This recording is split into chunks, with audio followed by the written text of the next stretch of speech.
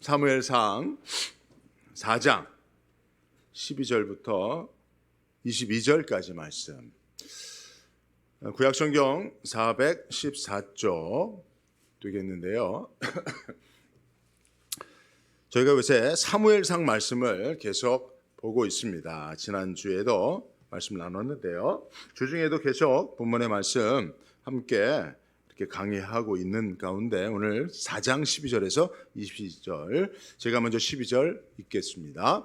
당일에 어떤 베냐민 사람이 진에서 달려나와 그 옷을 찢고 그 머리에 티끌을 무릅쓰고 실로에 이르니라.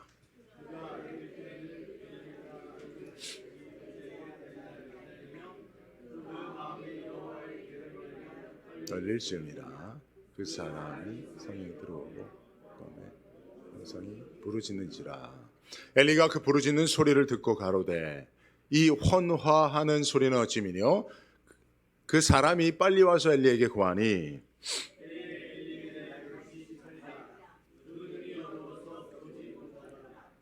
그 사람이 엘리에게 구하되 나는 진중에서 나온 자라 내가 오늘 진중에서 도망하여 왔나이다. 엘리가 가로되 내 아들아 일이 어찌 되었느냐?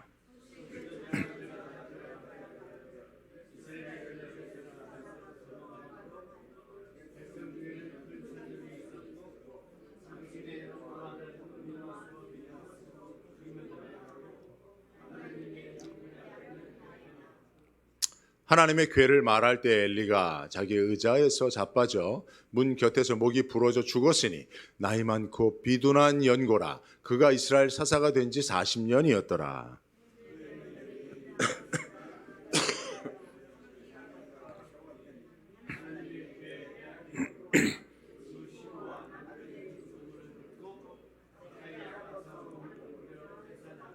죽어갈 때에 곁에 섰던 여인들이 그에게 이르되 두려워 말라. 내가 아들을 낳았다 하되 그가 대답지도 아니하며 관념치도 아니하고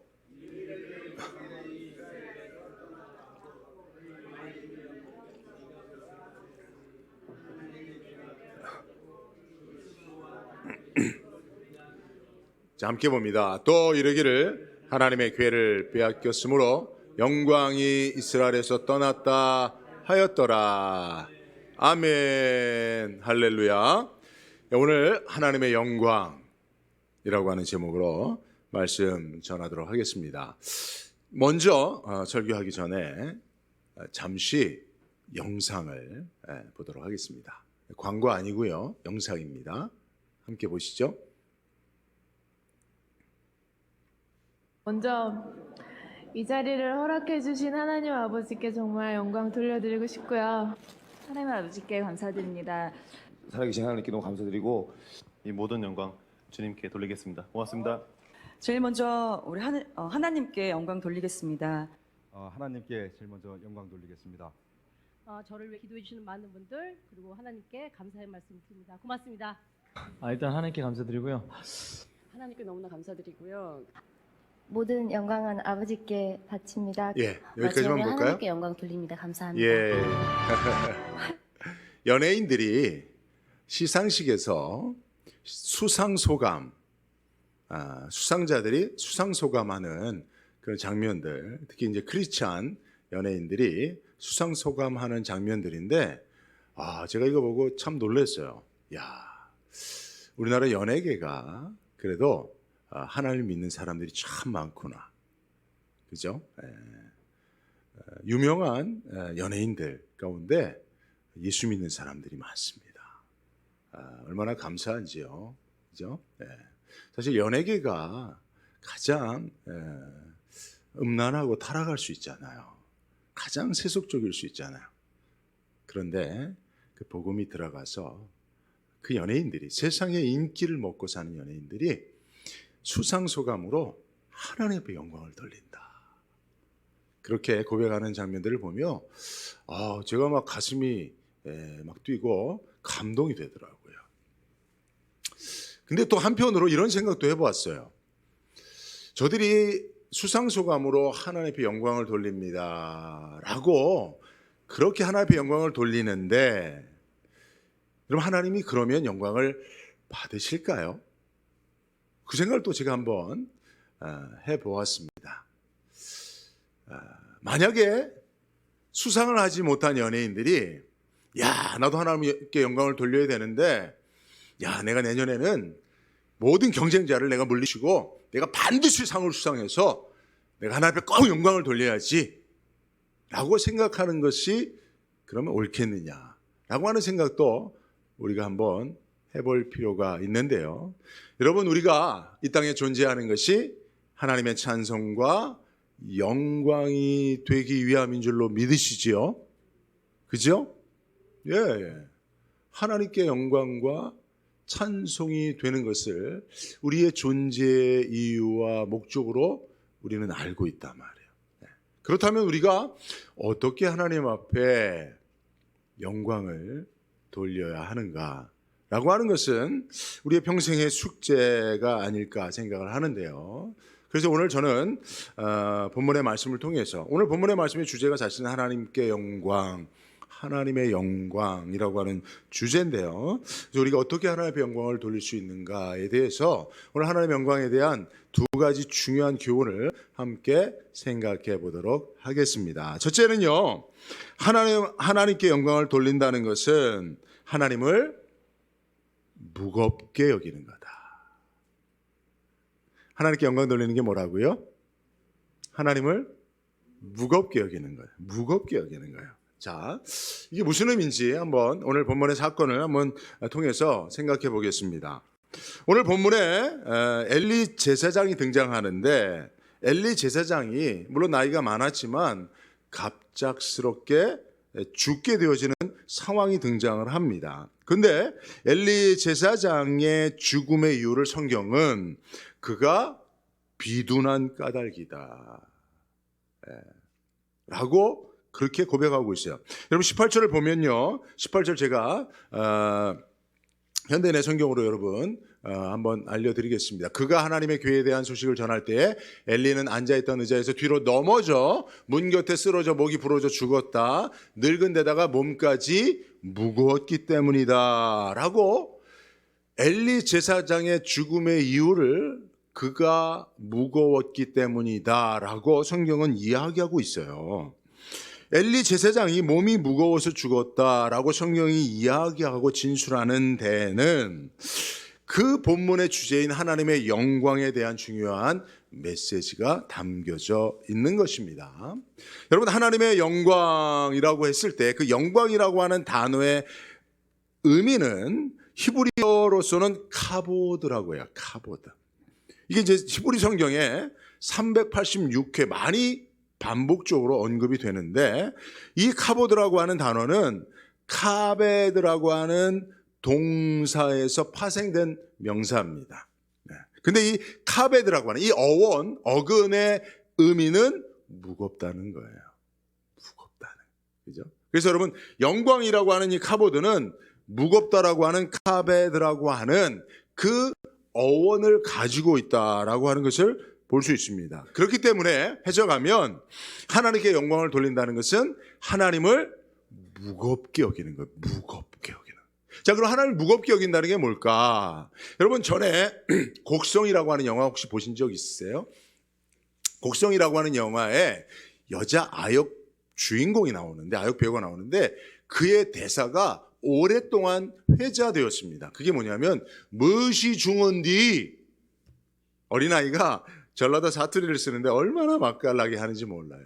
무엇이 중한디, 시방 무엇이 중하냐고 라고 그렇게 이제 대사를 하는 것을 볼 수가 있는데요. 여러분, 여기서 이 대사는 오랫동안 사람들이 이렇게 회자하면서 정말 무엇이 중요하냐.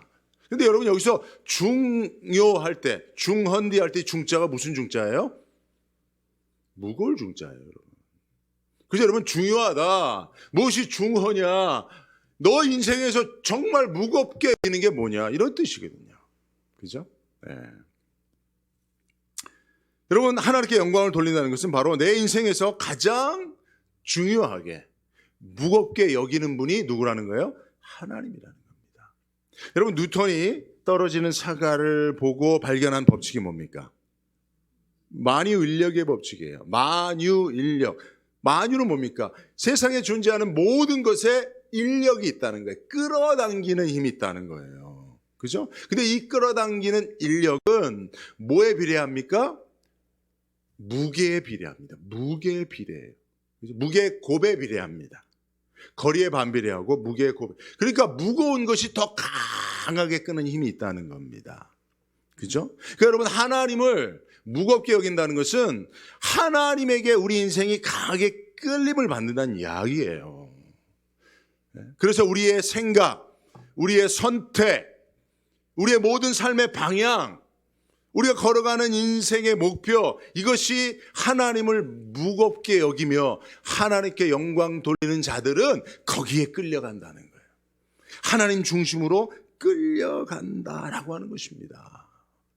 이게 하나님을 무겁게 여기는 하나님 앞에 영광 돌리는 삶이다라고 우리는 성경을 통해서 깨달을 수 있는데, 그런 면에서 엘리 제사장은 하나님께 영광을 돌리는 삶을 살지 못했어요. 즉 하나님을 무겁게 여기지 못했다는 거예요.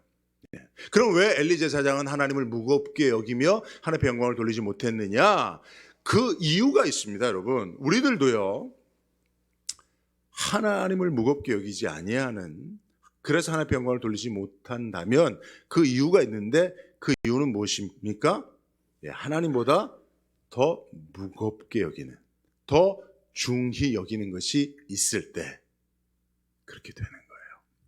그럼 엘리 제사장은 하나님보다 무엇을 더 무겁게 여겼어요? 무엇을 더 중히 여겼습니까? 예? 사무엘상 2장 29절 보여주세요. 너희는 어찌하여 내가 내 처소에서 명령한 내 재물과 예물을 밟으며 내 아들들을 나보다 더 중히, 이게 하나님이 엘리 제사장이 하는 말씀이에요. 내 아들들을 나보다 더 중히 여겨. 제사장 엘리야, 네가 엘리 제사장인데 내가 너를 제사장으로 사사로 삼았는데 너는 왜 나를 무겁게 여기며 나에게 영광을 돌리지 않고 네 아들들을 나보다 더 무겁게 여기느냐? 왜 더 중히 여기느냐? 라고 하나님께서 서운해하시는 말씀이에요. 섭섭해하시는 말씀이에요. 여러분, 우리가 하나님으로부터 이런 서운한 이야기를 듣지 않도록 해야 합니다. 여러분, 우리가 하나님보다 더 무겁게 여기는 게 있습니까? 혹시 엘리 제사장처럼 우리 자녀들을 하나님보다 더 중히 여기고 있습니까? 예, 뭐 그럴 수 있죠. 예. 그런데 여러분, 오늘 본문의 말씀 엘리 제사장의 그리고 그의 아들들의 이렇게 생애를 쭉 성경이 기술해 놓은 것을 보면요, 매우 중요한 원리를 발견하게 되는데, 그것은 무엇이냐 하면, 우리가 하나님보다 더 중히 여기는 것이 있으면 결국은 그것에 깔려 죽게 된다는 거예요. 그리고 내가 누군가를 하나님보다 더 중히 여기면 내가 하나님보다 더 중히 여기는 그것이 나를 깔려 죽게 만들기도 하고요, 그가 하나님보다 중시 여기니 그가 나를 존경하고 사랑하고 무겁게 여길 줄 기대하지만 그렇지 않다는 거예요. 하나님보다 그 아들들을 더 중히 여겼어요. 무겁게 여겼어요. 중요하게 여겼어요. 중시했어요. 근데 그 엘리의 아들들이 그러면 엘리 제사장의 말을 무겁게 받아들였을까요? 더 사랑했을까요? 아니에요. 그렇죠? 엘리의 두 아들 홈리와 비느하스가 아주 패역한 아들들이었습니다. 아버지가 제사장이니 자동적으로 제사장직을 세습받았습니다. 근데 하는 짓은 재물을 갈취하는 일, 성전에서 수종드는 여자들과 음란한 행위를 하는 패역한 행동을 했습니다. 그럼 엘리 제사장이 이 아들들을 방치해서 그랬을까요? 아니에요. 엘리 제사장이 이 아들들을 향해서 매우 중요한 훈계를, 정말 주옥 같은 말씀으로 훈계도 했어요. 22장 24절과 25절을 보면, 내 아들들아, 그래하지 말라. 내게 들리는 소문이 좋지 아니하니라. 너희가 여호와의 백성으로 범죄케 하는도다. 사람이 사람에게 범죄하면 하나님이 심판하시려니와 만일 사람이 여호와께 범죄하면 누가 그를 위하여 간구하겠느냐 하되 그들이 자기 아버지의 말을 듣지 아니하였으니 이는 여호와께서 그들을 죽이시기로 뜻하셨습니다. 엘리 제사장의 자녀들을 향한 이 훈계가 얼마나 훌륭합니까? 사람이 사람에게 범죄하면 하나님이 심판하려니와 내 아들들아, 내가 중시하는 아들들아, 내가 하나님보다 더 사랑하는 아들들아, 너희가 하나님께 범죄하면 누가 너희들을 위하여 간구하겠느냐? 제발 그리하지 마라. 간곡히 훈계하고 부탁했지만 두 아들들은 귓등에도 듣지 않았어요. 아버지의 이 훈계를 귓등에도 듣지 않았습니다. 왜요? 그들은 알았거든요. 아버지가 하나님보다 자기들을 중시하는 걸 알았기 때문에. 아버지의 이 편애를 받은, 하나님보다 더 중요하게 여김을 받은 그들의 마음이 교만의 싹이 터서 결국은 그 아버지도 무시하고 하나님도 무시하게 된 거예요. 여러분, 우리가 자녀들을 하나님보다 더 중시하고, 여러분들의 물질을 하나님보다 더 중시하고, 여러분들의 그 무엇을 하나님보다 더 중시하면 그것 때문에 여러분들이 그것에 엘리 제사장처럼 무시를 당하고 결국은 깔려 죽게 되는 것을 오늘 말씀은 우리에게 가르쳐주고 있다는 사실을 여러분 기억하시기 바랍니다. 여러분, 엘리 제사장이요, 결국 비대하여 의자에서 뒤로 넘어져 죽었다는 것, 여러분 그 의자라고 하는, 엘리 제사장이 앉아있는 그 의자가 매우 중요하게 강조되고 있는데요. 그 의자가 어디에 있었고, 그 의자에 엘리 제사장이 앉아 있었고, 그 의자에 앉은 채로 말씀을 들었고, 이런 이야기들이 계속 반복됩니다. 그 의자라고 하는 것은 하나님이 엘리 제사장에게 부여한 권세, 직분, 명예예요. 그죠? 사명이에요. 근데 그 의자에서 떨어져서 목이 부러져 죽었는데 그 원인이 비대했기 때문이다. 몸이 무거워졌기 때문이다. 라고 하는 이 말씀은 매우 중요하게 하나님의 영광에 대하여 시사하는 바가 크다는 거. 그죠? 자기 사명보다, 하나님이 앉혀준 그 사명의 의자보다, 그 직분보다 자기 아이들을, 자기 자신을, 자기 인생을 살찌우는 일을 더 중시했던, 중요하게 여겼던 엘리는 결국은 그 의자에서 스스로가 아니라 하나님의 손에 의해 떨어져 나가게 되는, 근데 그 원인이 자기가 더 중요했던 그것 때문이다라고 성경이 이야기하고 있다는 겁니다. 그래서 여러분, 우리가 엘리 제사장의 삶을 통해서 하나님께 영광을 돌리는 삶이 무엇인지 깨닫고, 여러분 우리가 혹 하나님보다 더 중시하는 것, 중요시하는 것, 무겁게 여기는 것 있다면 여러분들 오늘 꼭 말씀 속에 내려놓으시길 바랍니다. 십자가에 못 박으시길 바랍니다. 그러면요, 하나님이 여러분들을 사명의 의자에 앉혀주셔요. 하나님의 축복의 의자에 앉혀주셔요. 그죠? 그래서 그곳에서 여러분들의 인생이 주님을 만날 때까지 정말 하나님이 주시는 영광, 그 명예 가운데 살아가며 도리어 하나님의 영광을 돌리는 삶이 될 줄로 믿습니다. 자, 두 번째 교훈은 뭐냐면요, 하나님의 영광은 우리를 떠나지 않는다라는 말씀이에요. 자, 21절을 보니까 여러분 잘 아는 이가봇이라고 하는 이제 단어가 등장합니다. 이르기를 영광이 이스라엘에서 떠났다 하고 아이 이름을 이가봇이라 하였으니 하나님의 괴가 빼앗겼고 그의 시아버지의 남편이 죽었기 때문이다. 여러분 지금 이 장면이요, 블레셋이 이스라엘과 이제 싸우는 전쟁의 장면이에요. 그죠? 그래서 이스라엘 장로들이 전쟁에서 1차 전쟁에서 실패하니까 이거 블레셋과의 전쟁에서 이기려면 이거 뭔가 방법이 있고 전략이 있어야 되는데, 좋아, 하나님의 법궤를 가져다가 앞장세워 싸우면 우리가 이기지 않을까 하고 제사장과 선지자의 말을 듣지 않고 그들이 임의로 결정해서 하나님의 법궤를 전쟁을 이기는 도구로 사용합니다. 그래서 전쟁이 이겼을까요? 아니요. 도리어 10배나 더 큰 패배를 겪게 됩니다. 그래서 그 전쟁 가운데 홈리와 비느하스가, 왜냐하면 법궤가 가는 곳에 제사장들이 가야 되니까, 그죠? 그래서 엘리 제사장의 아들들이 법궤와 함께 전쟁에 참여했다가 법궤도 빼앗기고 두 아들도 죽어버리는 거예요. 그런데 정말 비극은 꼬리에 꼬리를 물고 온다는 것처럼 마침 그 비느하스의 아내가 만삭 중이었거든요. 만삭 중이었어요. 그래서 전쟁에서 자기 남편이 죽고 또 그 소식 때문에 시아버지가 죽었다고 하는, 그러니까 사실 가문에서 이 출산이 임박한 여자 홀로 딱 남겨진 거예요. 그게 사실은 당시 시대의 여자에게는 가장 큰 비극입니다.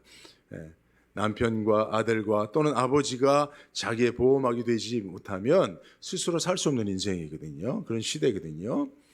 근데 그런 상황에, 비참한 상황에서 자녀를 낳게 되니 얼마나 미래에 대한 전망이 불투명합니까? 근데 자녀를 낳았어요. 난산이었던 것 같아요. 그래서 자녀를 낳은 산모가 이제 거의 죽어가는 가운데 아들을 낳았다라고 이렇게 이제 그 산파들이 이야기를 하는 거예요. 근데 아들을 낳았다는 소식을 들은 이 산모가 죽어가며 자기가 낳은 아들의 이름을 지어주는데 뭐라고요? 이가봇이라고 지어줍니다. 이가봇이 뭡니까? 여러분, 갑옷은 아까 얘기했던 카봇이에요. 영광이라는 뜻이거든요. 이는 뭡니까? 무엇이 없다라고 하는 접두사입니다. 그래서 카보드는 하나님의 영광이고 이가봇은 하나님의 영광이 없다. 하나님의 영광이 떠났다라는 뜻이에요. 그러니까 이 산모가 죽어가면서 지금 자기에게 닥친 이 비극적인 열악한 환경을 보며 이런 상황을 보니 하나님의 영광이 떠났구나라고 절망하면서 아들의 이름을 그렇게 지어준 거예요. 여러분, 태어나면서부터 어머니로부터 그 아들의 인생을 비극적으로 전망하여 그런 부정적인 이름을 지어준 이가 또 있어요. 누구죠? 여러분 잘 아는 사람인데 야시성을 가진 야베스 아시죠?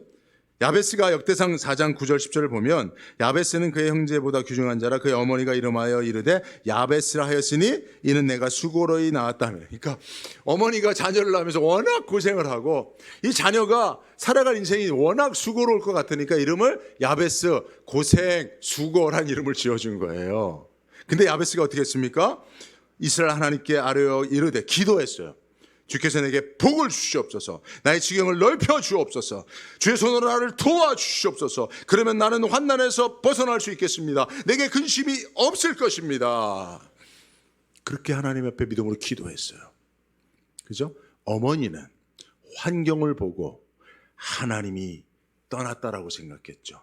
그래서 내 아들의 인생은 수고로울 거야. 고생으로 가득할 거야. 고통스러울 거야. 그래서 너의 이름은 야베스야 라고 지어줬지만 그럼에도 불구하고 열악한 환경 상황을 보지 아니하고 하나님을 바라본 야베스가 기도함으로 그의 인생이 변화된 줄로 믿습니다.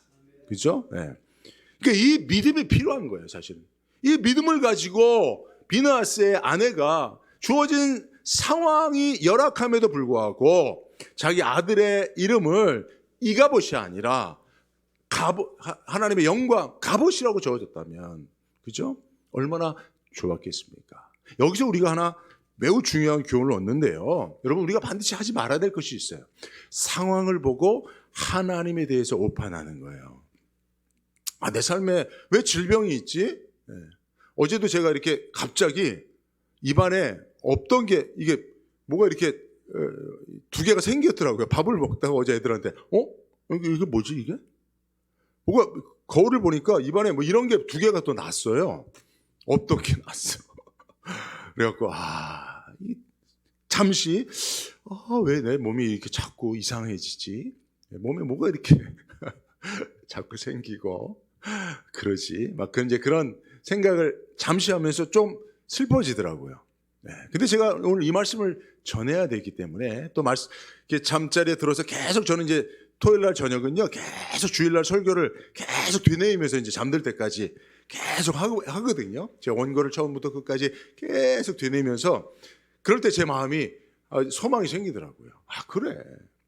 내가 지금 입안에 뭐가 생기고 뭐 눈에 뭐가 자꾸 이런 이상한 게 보이고 그렇다 할지라도 그것 때문에 하나님이 내 삶을 버리고 나를 떠났다?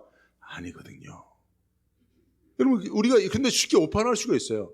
내가 가난해지고요. 또 사업이 잘 안 되고요. 또 사람과의 갈등과 다툼이 있고요. 그죠? 또 뭐 가정적인 문제가 있고요. 또 질병이 찾아왔을 때 하나님 나를 떠나는 것이 아닌가? 지금 이 산모처럼 이가봇 하나님이 떠났구나. 하나님의 영광이 나를 버리고 떠났구나 라고 낙심하고 절망할 수 있는데 여러분 그렇지 않습니다. 절대로 여러분 그렇게 하나님을 우리의 삶의 어려운 환경 고난 때문에 하나님이 우리를 향하여 가지고 계신 생각과 마음과 계획을 오판하시면 안 됩니다. 오해하시면 안 됩니다. 여러분 아까 하나님의 영광이라는 카보드라고 하는 단어, 여러분 그 카보드라고 하는 단어는 제가 좀 잠깐 여러분 좀 신학적인 내용인데 잠깐 들어보세요. 세 개의 자음으로 구성된 그런 단어입니다. 여러분 히브리어는 이렇게 보통 자음 중심으로 되어 있어요. 근데 이 세 개의 자음이 뭐냐면 카프, 베이트, 레트란 뜻이에요. 근데 그것이 뭐냐면 카프는 손으로 덮어서 가리다고, 베이트는 집이고, 레트는 문이라는 거예요. 그래서 이거는 연결해서 보면 사실 카보드라고 하는 영광이라고 하는 하나님의 영광이라는 단어는 풀어서 보면 집 문을 손으로 덮고 가리는 것을 영광이라고 말하는 거예요. 그죠? 이것을 우리가 어떻게 연결해 볼 수 있어야 됩니다. 그때 떠오른 말씀이 있습니다. 출애굽기 33장 22절, 23절 말씀에 하나님께서 모세에게 임재하셔서 당신을 보여주시는 장면이에요. 근데 여러분 여기 말씀을 보면 하나님의 임재를 하나님은 하나님의 영광이라고 말씀합니다. 그래서 여러분 사실 하나님 앞에 영광을 돌린다고 했을 때 우리가 뭘 막 만들어 갖고 막 뭘 좋은 거를 해서 아니면 내가 뭐 열심히 해서 뭘 이렇게 업적을 만들어서 아니면 내가 뭐 해서 상을 타서 하나님 영광 받으시고 주면 하나님이 그것 때문에 영광 받으시는 게 아니에요. 하나님은 하나님이 임재하시는 그곳에서 영광을 받으시는 줄로 믿습니다. 그래서 여러분 하나님의 영광이라는 것은 하나님의 임재가 드러나는 그곳에서 하나님은 당연히 영광을 받으시는 거예요.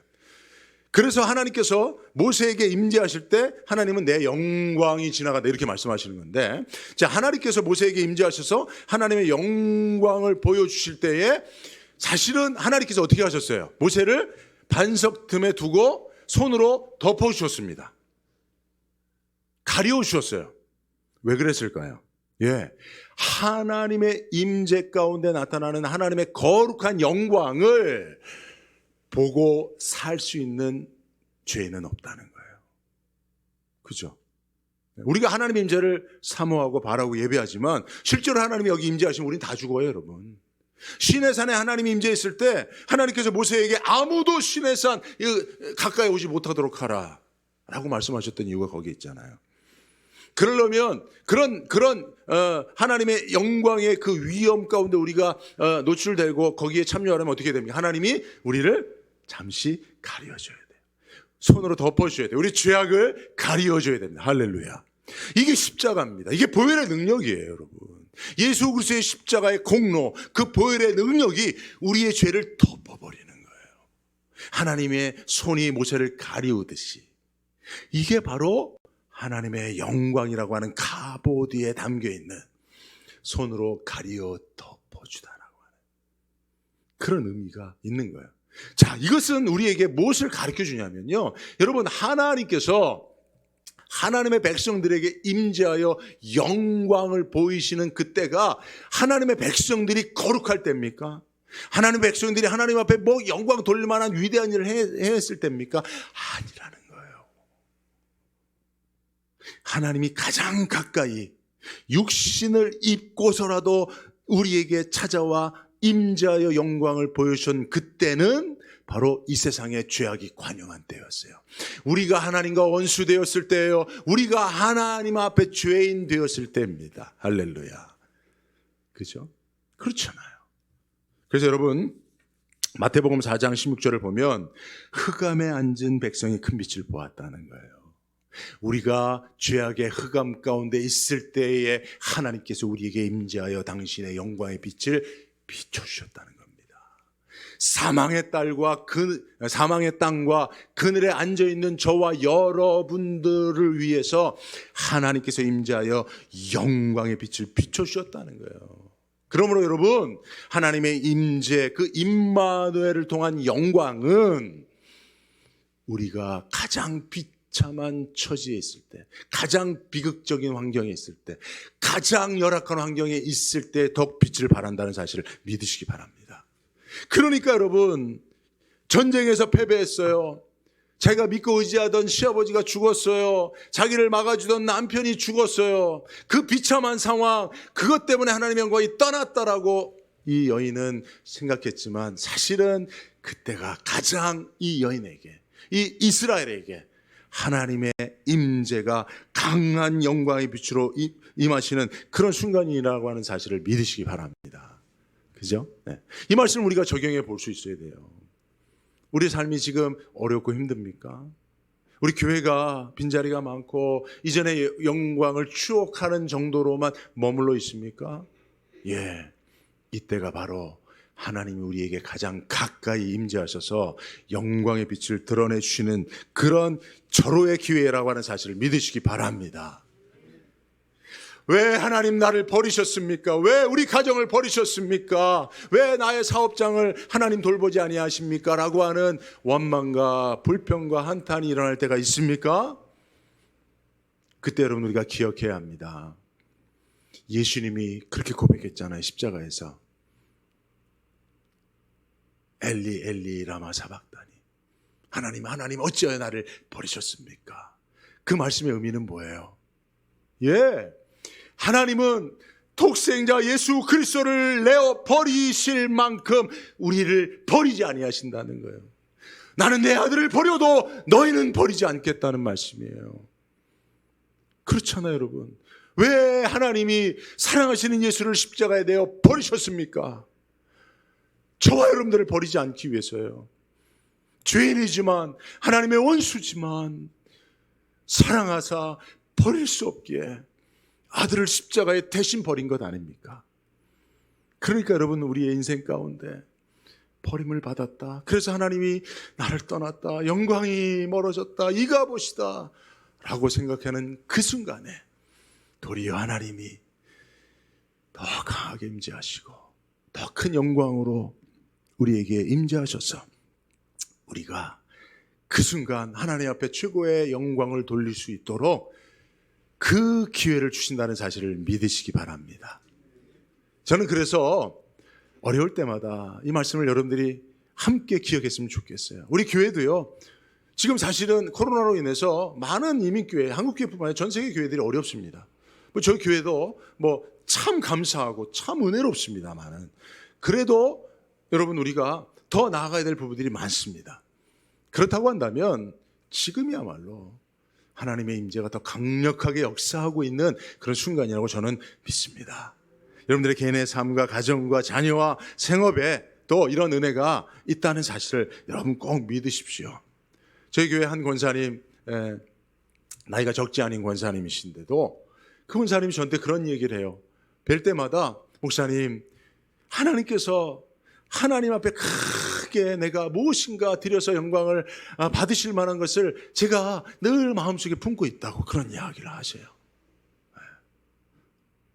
제가 처음에 들었을 때는 그동안도 원사님 수고하시고 애쓰시고 하나님의 영광을 많이 돌렸는데 왜 아직도 그게 부족하다고 생각하시나 이런 생각도 했는데 이 하나님 주신 마음이더라고요. 나이가 들고 연로하여 쇠약해져 가지만 그러나 그럴수록 나는 하나님 앞에 더 큰 내 인생의 최고의 영광을 돌릴 수 있는 기회가 남겨져 있을 것이라는 이 믿음을 가지고 사시는 그 원사님 제가 볼 때마다 제가 많이 회개했습니다. 저도 빨리 은퇴해야지. 나도 일찍 은퇴해서 그런 생각도 했었거든요, 솔직히. 근데 그래. 제가 빨리 은퇴하겠다는 생각은 제가 잘 못하니까 하나님 영광 가려우는 게 아닌가 이런 생각 때문에 하는 이야기죠. 근데 그럴 때 하나님이 내 힘을 의지하지 아니하고 임재하여 내가 스스로 취하는 영광을 너러보게 하리라 라는 그 말씀을 하고 계시다는 사실을 제가 그 권사님의 이야기를 통해서 다시 기억하게 되었습니다. 여러분, 결론적으로 예레미야 29장 11절에 보면 여호와의 말씀이니라 너를 향한 나의 생각은 내가 안하니 평안이요 재앙이 아니라 너에게 미래와 희망을 주는 것이라고 했습니다. 장래의 소망을 주려 하는 그것이 우리에게 임재하셔서 영광을 받으시길 원하시는 하나님의 뜻과 계획임을 여러분 꼭 믿으십시오. 이 말씀을 듣는 이스라엘이 최악의 상황에서 하나님이 선지자를 통해 주신 말씀입니다. 혹 여러분들의 삶에 가장 어렵고 힘든 순간에 오늘 말씀을 듣고 있다면 여러분 오늘 하나님이 저를 예레미야 선지자처럼 사무엘 선지자처럼 세워 여러분들에게 하나님의 이 소망스러운 계획을 전해주시는 것이라 꼭 믿으시고 여러분 말씀 속에서 위를 얻는 복된 성도님들 될 수 있길 주의 이름으로 축복합니다. 걸어가신 하나님 감사합니다. 오늘도 귀한 말씀 통해서 우리를 하나님 앞에 영광 돌리는 존재로 영광 받으시고자 우리를 기대하고 계신 하나님을 깨닫게 하시니 감사합니다. 삶이 어렵고 힘들 때 더욱 가까이 임재하셔서 영광을 보이시고 우리로 그 고난 가운데 하나님 앞에 영광 돌릴 수 있도록 믿음 위에 믿음을 더하시는 하나님 앞에 감사를 드리며 사랑하는 성도들의 가정과 교회와 또 그들의 삶에 처한 모든 환경 속에서 하나님 앞에 돌릴 영광을 찾아 기꺼이 하나님을 찬양하는 우리 모든 성도들 되게 하여 주옵소서. 예수님의 이름으로 기도드리옵나이다. 아멘.